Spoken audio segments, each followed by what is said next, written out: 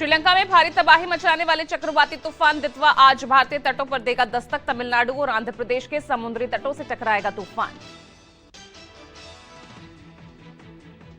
दितवा तूफान के मद्देनजर 50 से ज्यादा उड़ानें रद्द। रेलवे ने वॉर रूम को एक्टिव किया। चेन्नई, कन्याकुमारी, मदुरई से रामेश्वर जाने वाली ट्रेनें रद्द। तेज हवाओं की वजह से पंबन सी ब्रिज पर रोकी गई ट्रेन सेवा। दितवा तूफान के मद्देनजर आज तमिलनाडु, पुडुचेरी, आंध्र प्रदेश में 60 से 90 किलोमीटर की रफ्तार से तेज हवाएं चलने के आसार। दितवा तूफान की वजह से प्रभावित राज्यों के 30 इलाकों में फसलों को भारी नुकसान की आशंका। सैकड़ों पेड़ उखड़ने और बिजली पानी सेवा के भी प्रभावित होने के आसार।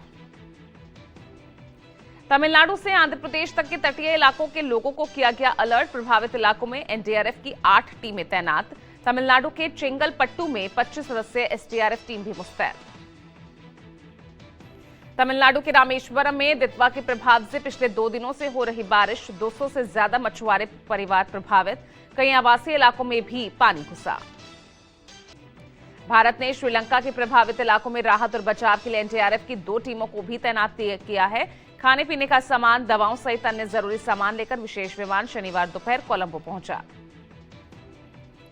भोपाल में जमीयत उलेमा हिंद के अध्यक्ष मौलाना महमूद मदनी का विवादित बयान। देश में मुस्लिमों को बताया सड़क पर चलते हुए भी असुरक्षित। बुलडोजर एक्शन, मॉब लिंचिंग, वक्फ संपत्ति, मदरसों पर कार्रवाई को वर्ग विशेष को डराने का हथियार बताया। मौलाना मदनी ने कहा कि जब जब जुल्म और ज्यादती होगी तब तब जिहाद होगा।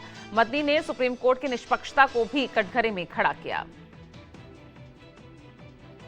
जमीयत उलेमा हिंद अध्यक्ष ने वंदे मातरम के गायन को लेकर इशारों में हिंदुओं को मुर्दा कौम करार दिया। मदनी ने कहा जो मुर्दा कौम होते हैं वो समर्पण कर वंदे मातरम पढ़ने लगते हैं। मौलाना मदनी के बयान पर सियासत गरमाई। बीजेपी नेता संबित पात्रा ने जमीयत अध्यक्ष के बयान को बताया भड़काऊ और विभाजनकारी। अखिल भारतीय मुस्लिम जमात के राष्ट्रीय अध्यक्ष मौलाना शहाबुद्दीन बरेलवी ने भी मौलाना मदनी के बयान को खारिज किया। कहा उनके नजरिए से भारत के करोड़ों मुसलमान इत्तेफाक नहीं रखते। 12 राज्यों और केंद्र शासित प्रदेशों में चल रही एसआईआर प्रक्रिया को चुनाव आयोग ने संतोषजनक बताया। ईसी के मुताबिक 99.53% फॉर्म बांटे जा चुके हैं। गोवा, लक्षद्वीप में 100%, यूपी में 99.74% और बंगाल में 99.85% फॉर्म बांट दिए गए हैं। चुनाव आयोग ने बूथ लेवल ऑफिसर्स का वेतन 6,000 रुपए से बढ़ाकर 12,000 रुपए कर दिया। साथ ही बीएलओ सुपरवाइजर्स का वेतन 12,000 से बढ़ाकर 18,000 रुपए किए जाने की जानकारी। बिहार चुनाव में हुई करारी हार को लेकर शनिवार को पटना में महागठबंधन की समीक्षा बैठक हुई। आरजेडी नेता तेजस्वी यादव की मौजूदगी में हुई बैठक में वोट चोरी को लेकर सीधे जनता से संवाद को लेकर बनी सहमति। दिल्ली में कांग्रेस अध्यक्ष खड़गे के आवास पर हुई बिहार कांग्रेस नेता और जीते हुए पार्टी प्रत्याशियों की बैठक। 1 दिसंबर से वोट चोरी के खिलाफ बिहार में अभियान शुरू करने पर सहमति। लखनऊ में सपा अध्यक्ष अखिलेश यादव ने एक बार फिर एसआईआर प्रक्रिया पर साधा निशाना। अखिलेश ने विशेष गहन पुनरीक्षण को चुनाव आयोग और बीजेपी का गरीबों, दलितों, अल्पसंख्यकों के वोट अधिकार छीनने का हथकंडा बताया। एसआईआर के खिलाफ आक्रामक हुई आम आदमी पार्टी। एसआईआर प्रक्रिया के दौरान बीएलओ की मौतों को लेकर आज प्रदेश व्यापी प्रदर्शन। यूपी सीएम योगी आदित्यनाथ ने एक बार फिर सपा और कांग्रेस को आड़े हाथों लिया। सीएम योगी ने कहा यूपी अब उपद्रव नहीं बल्कि उत्सव प्रदेश बन चुका है। सपा कांग्रेस जमीन पर कब्जा करते और करवाते थे। कर्नाटक में सीएम कुर्सी पर छिड़े संग्राम के बीच मुख्यमंत्री सिद्धारमैया और डिप्टी सीएम जीके शिवकुमार की हुई मुलाकात। हाईकमान के निर्देश पर नाश्ते की टेबल पर मिले दोनों नेता। यूपी सीएम योगी आदित्यनाथ ने गीडा स्थापना दिवस पर आयोजित प्रदर्शनी का उद्घाटन किया। प्रदर्शनी में लगे स्टॉल्स का अवलोकन किया और लाभार्थियों को प्रमाण पत्र दिया। बिहार में 10वीं बार मुख्यमंत्री पद की शपथ लेने वाले नीतीश कुमार शनिवार को अपने पैतृक गांव कल्याण बिगहा पहुंचे। गांव वालों ने मुख्यमंत्री नीतीश का जोरदार स्वागत किया। गुना में खाद की लाइन में लगने की वजह से यहां महिला जिनकी मौत हुई है उनके परिजनों से केंद्रीय मंत्री ज्योतिरादित्य सिंधिया ने मुलाकात की। गुना के कुशेपुर पहुंचे सिंधिया ने पीड़ित परिवार को दिया 2 लाख का चेक। मुख्यमंत्री रेखा गुप्ता ने उज्ज्वला योजना 3 के तहत प्रदेश की महिलाओं को नए मुफ्त गैस कनेक्शन और सिलेंडर वितरित किए। संसद के शीतकालीन सत्र को लेकर आज सर्वदलीय बैठक। 1 दिसंबर यानी सोमवार से शुरू होगा शीतकालीन सत्र। सदन को सुचारू रूप से चलाने को लेकर विपक्षी दलों से चर्चा करेंगे संसदीय कार्य मंत्री। 1 दिसंबर से 19 दिसंबर तक चलने वाले शीतकालीन सत्र के हंगामेदार रहने के आसार। एसआईआर, वंदे मातरम मुद्दे के छाए रहने के भी आसार। शीतकालीन सत्र की रणनीतियों को लेकर कांग्रेस पार्लियामेंट्री स्ट्रेटेजी कमेटी की बैठक। सोनिया गांधी की अध्यक्षता में शाम 5 बजे से 10 जनपद पर यह बैठक बुलाई गई। छत्तीसगढ़ के 3 दिवसीय दौरे पर गए पीएम मोदी आज डीजीपी आईजी सम्मेलन में करेंगे शिरकत।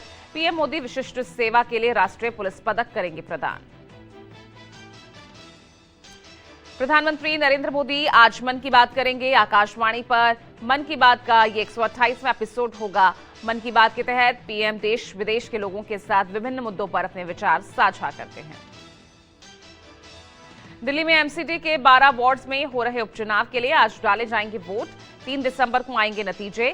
जिन 12 सीटों पर चुनाव हो रहा उनमें से 9 बीजेपी और 3 आम आदमी पार्टी के पास है। एमसीडी के लिए मतदान सुबह 7:30 बजे से शाम 5:30 बजे तक चलेगा। चुनाव आयोग ने मतदान के लिए 580 पोलिंग बूथ बनाए हैं। 7 लाख वोटर्स अपने मताधिकार का इस्तेमाल करेंगे।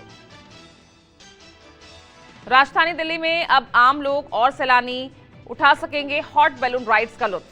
आसमान से देख सकेंगे दिल्ली का नजारा। शनिवार को डीडीए बानसेरा पार्क से शुरू हुई hot balloon rides.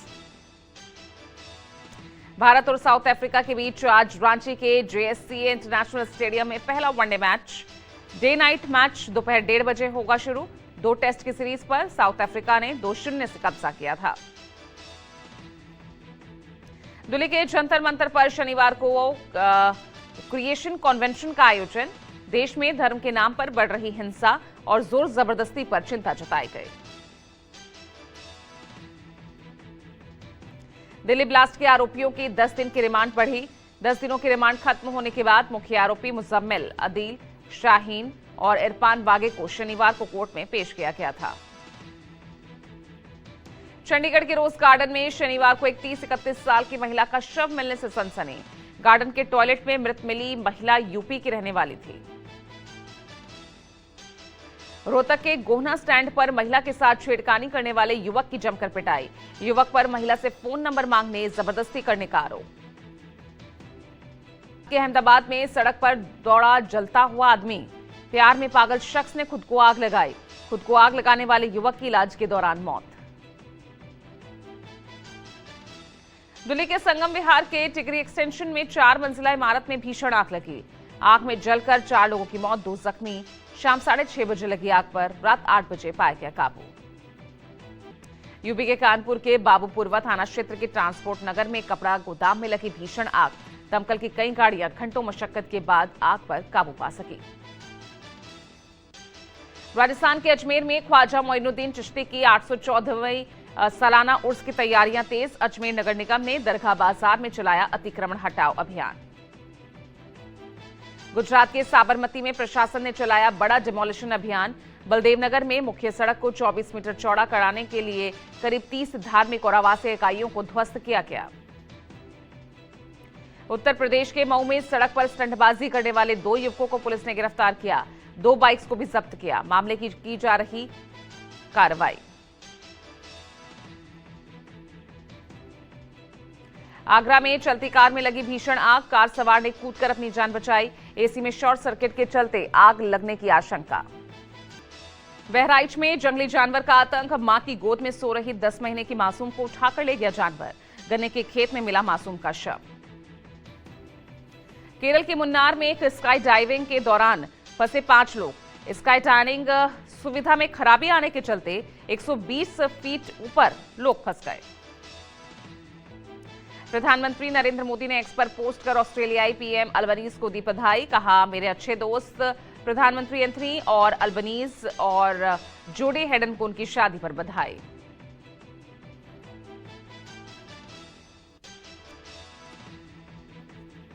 PM Modi ने दी अल्बनीज और हेडन को बधाई।